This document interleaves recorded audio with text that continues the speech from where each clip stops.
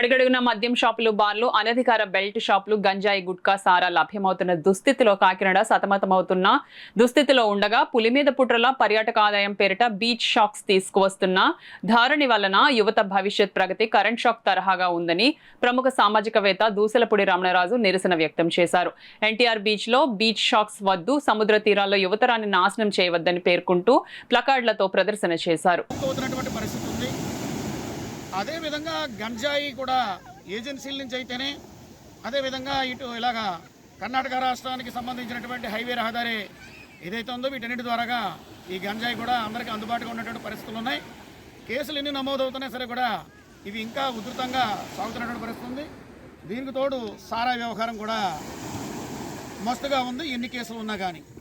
మరి ఇటువంటి పరిస్థితుల్లో సముద్ర తీరాల్లో బీచ్ షాక్స్ పేరు మీద మద్యం అమ్మేటువంటి దుకాణాలు ఏర్పాటు చేస్తే ఇక సర్వం మద్యం కింద ఉంటుంది తప్ప భవిష్యత్తు ప్రయోజనం ఉండదనేటువంటి విషయం ప్రజల్లో ఆందోళన ఉంది.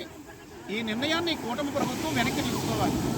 లేదనుకుంటే కనుక రాజకీయంగా శాశ్వత సమాధి పొందేటువంటి పరిస్థితి వస్తుందనేటువంటి హెచ్చరిక వాళ్ళు గమనించడం మంచిదని చెప్పి ఒక సామాజిక అభిప్రాయంగా ప్రభుత్వానికి ఈ విషయాన్ని తెలియజేస్తున్నాం.